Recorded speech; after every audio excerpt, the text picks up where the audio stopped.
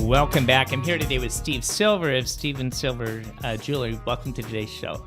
Thank you. So, Stephen, for the listeners here, can you give us your background, how you got to where you are today?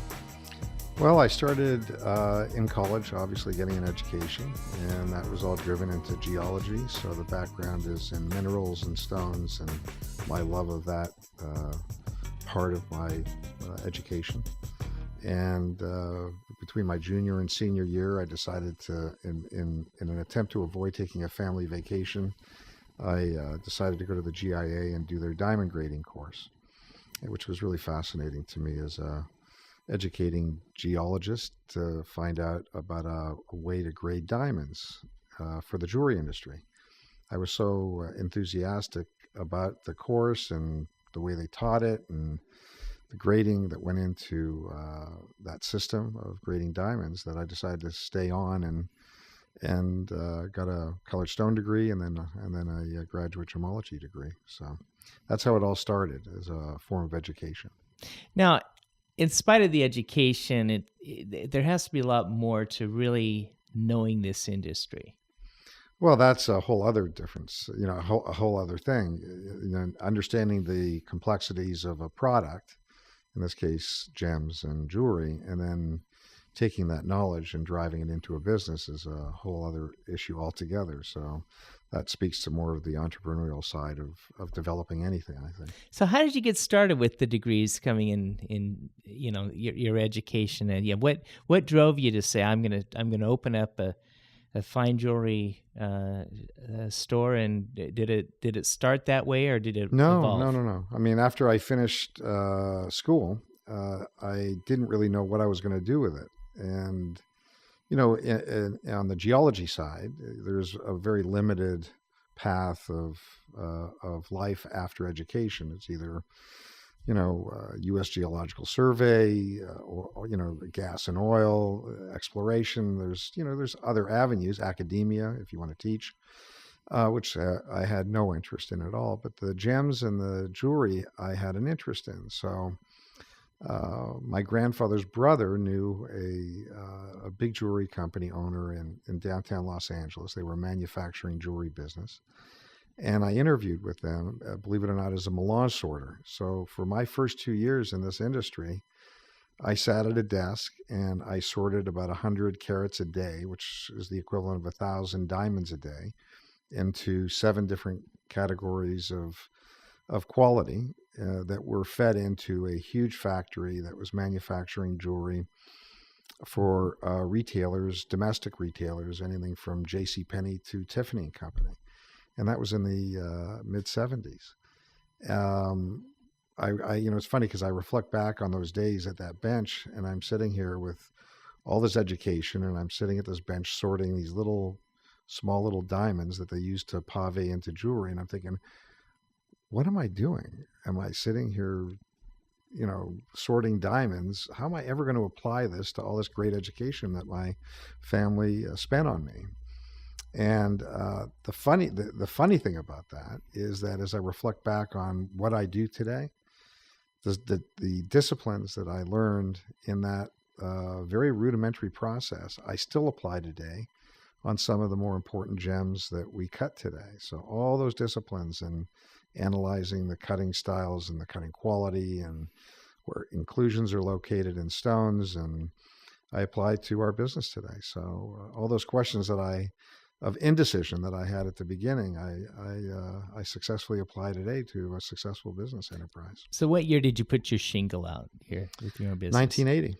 So we established the business 37 years ago, and it was a $3,000 investment and a dream. And it started off as an appraisal business, which sort of combined my love of the study of the industry and the history of our industry, and also the practical application of what we do today. The appraisal process is one that, when you execute it and it's done properly, encompasses all of the knowledge that you really need to have in order to do it right. So that's how it started, as an appraisal business. Now, Stephen, I'm running up against the break, but after we get back, I want to talk about how you how you differentiate the fine gems, and in this market of that we're currently in, is I guess they've gone crazy in prices over the years. But I'm visiting here today with Stephen Silver of Stephen Silver Jewelry. We'll be right back after these messages.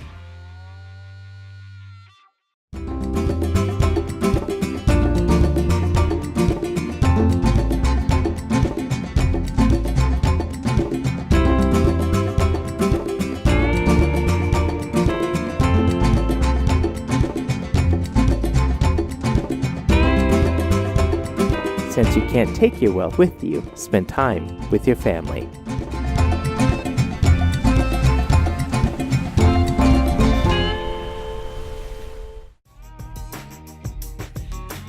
Welcome back. I'm visiting here today with Stephen Silver Fine Jewelry. And Stephen, in the first segment, we talked about how you rolled into the industry, and initially in 1980 you started an appraisal shop, but now, if anyone walks into your stores, they see this is just tremendous value in what you've been able to create here. So how did you move from the appraisal to where you are today?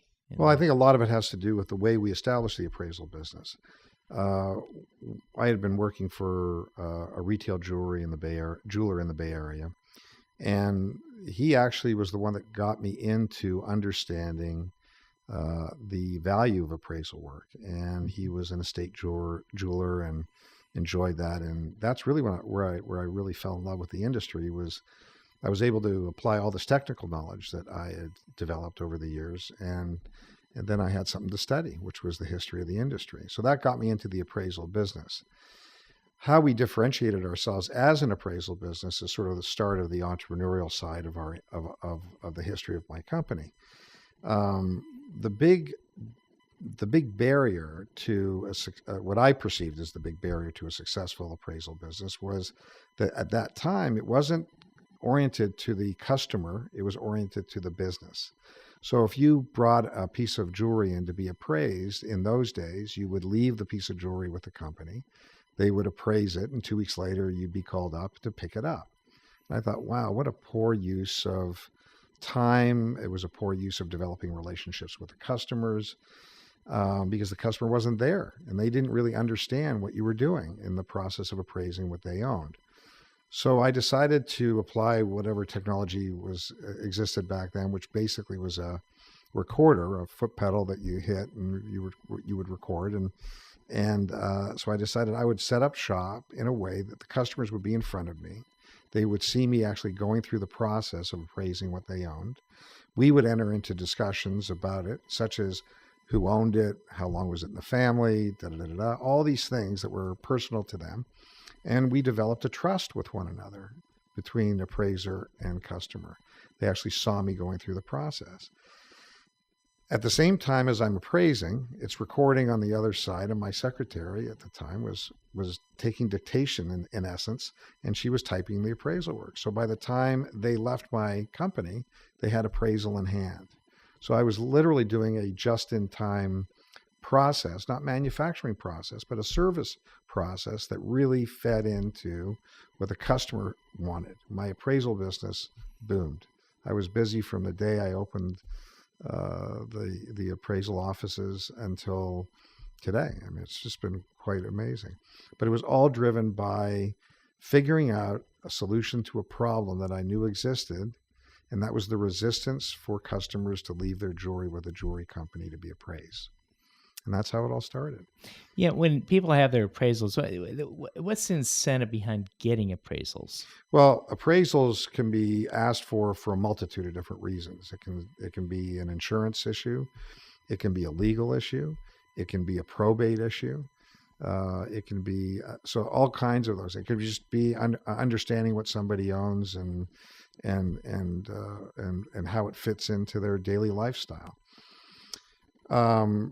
The business after the appraisal process, we were asked to do a multitude of different things. Could be repair, could be refurbish, could be redesign for something that somebody inherited and they don't want to own it in that form, but they don't want to sell it. So the natural evolution of the business was to start entering into all these different other sectors of our industry: cutting, manufacturing, appraisal, obviously. And that's how this thing really started getting some legs and started growing. I'm visiting here today with Stephen Silver, Stephen Silver Fine Jewelry. And Stephen, we're running up against the break. But when we come back, I want to talk about the where the industry has gone today. I love fishing, with my family. I think it would be easier to use a net. It was so much fun. The times when we are together, it makes it all the more worth it. Having Dad teach them how to cast a fly rod, and as long as we're doing stuff together, we're having fun. Some people see a father and a son fishing together, while others see a succession plan. Welcome back. I'm visiting here today with Stephen Silver, Stephen Silver's Fine Jewelry. And, the first segment we talked about the history, how you moved into the business of jewelry. But anyone walking into your store will say, this is not your typical jewelry store. It's really fine pieces. And how did you move from that differentiation where you were first the appraisal, you started into jewelry, now you have some really rare special pieces? So how do I start? So the evolution of the business and the way that we differentiated ourselves was really to pick the area of the industry you wanted to focus on. And my focus and attention was always in being around the finest, the rarest, the most important things within our industry that I could find. That was the driving force behind all of this, frankly. Everybody's got to choose the pathway that they want, and I think not doing that is probably the biggest risk that one takes in business, is not defining what it is they really want to do. In my case, my love of gems and minerals is really the way this started. So it was about becoming oriented with the mines, the mine owners, the different idiosyncrasies associated with each of the different minerals within those geological statements around the world, and understanding them intimately so that I could differentiate the difference between a Zambian emerald and a Colombian emerald, or a Burma ruby with an African ruby, or a Thai ruby. Thai rubies were very popular at the time I started my business, and those mines were active. Today they're not. So now that we have rubies coming out of Madagascar that weren't in the market when I first started. So understanding source is very, very important. Understanding how to differentiate quality within those sources is very, very important. Today we're challenged by treatments that are done to gemstones, and how to quickly and accurately identify what those treatments are, because they have a big impact on the value of those stones. Those are the things that I concentrate my energy on today, and also concentrated my energy on at the beginning. Developing the infrastructure within my business was also a big challenge, because when you're dealing with the top 1/10 or even 1/20th of 1% of what the world offers in gems, you're really isolating and defining yourself. And so that happened sort of naturally. How do you go through your process of selecting pieces of jewelry that you want to, showcase inside your stores?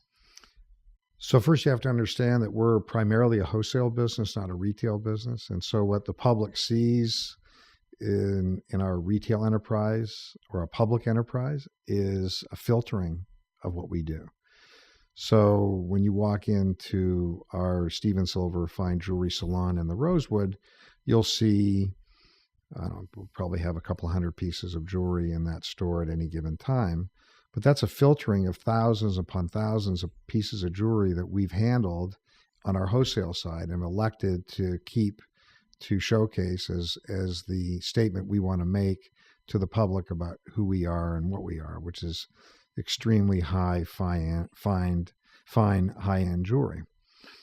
And that goes back to what we were talking about earlier about defining what you are and who you are, and the pathway you want to walk. For us, it's just simply owning the finest, regardless of the customer. That's our statement to ourselves. And then in that process, the customers seem to find us. So, it's not about anything really beyond that. Understanding who you are and what you want to do as a business, and sticking to that mission statement. And it's easy to get off course. So because we're handling estates that have hundreds and hundreds of pieces in some instances, and how we deal with those estates. For every 100 pieces of jewelry that we see, 1 or 2 or 3 may make it to the point where we're showing them on our retail side.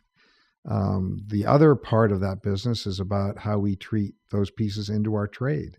So we're supplying, in today's world, in our business, 50 to 60 high-end jewelry businesses globally. We're also recutting, refurbishing, restoring, scrapping a lot of the things that we buy. So it's a little bit more complex than what the public sees on the retail side, what we operate. There's a saying, I guess, in anyone getting a diamond for the first time, they follow the 3 C's: the cut, the clarity, the carat. 4 C's. Okay. All right. Help me with the 4th. Well, there's carat weight. Carat weight. And then the color, clarity, and cut. Okay. So and by the way, that last one is really important. The cutting, very, very important. You see, I recall on a recent trip over to Amsterdam, they talked. They had a diamond cutting across from one of the museums over there, and they said, we do 240 cuts on this stone. The facets, yeah. Is that common in the industry, or? So again, this is sort of I'm imagining this is what is going through their mind. So the basic cut in a round stone is 58 facets. So if they're doing multiples of that basic 58 facet stone, what they're attempting to do is to create a different look or reaction to light to the eye that's different than a 58 facet stone will do. I imagine it's about creating more dispersion, which is the spectral breakup of white light. So you're seeing more reds and blues and greens flashing up to your eye, and that's the way light is refracting off of the surface of the stone or coming into the stone and coming back up to your eye. And dispersion is that spectral breakup of white light. So that's probably what they're after in putting more facets on a diamond. It's a lot more labor intensive to do that. So in all probability, they're trying to drive more value into the final product from a retail standpoint, an excuse to create more value. And I think that's probably what they're attempting to do. Person wanting to reach out and contact you, how would they do so? The best way is to either call into the corporate office at 650-325-9500, or they can always go on our website at www.shsilver.com or stevensilverfinejewelry.com. And there's an info email there that they can drop in. Stephen, thanks for being on today's show. It's a pleasure. Thanks for joining us here on American Dreams, and join us next week right here on this station.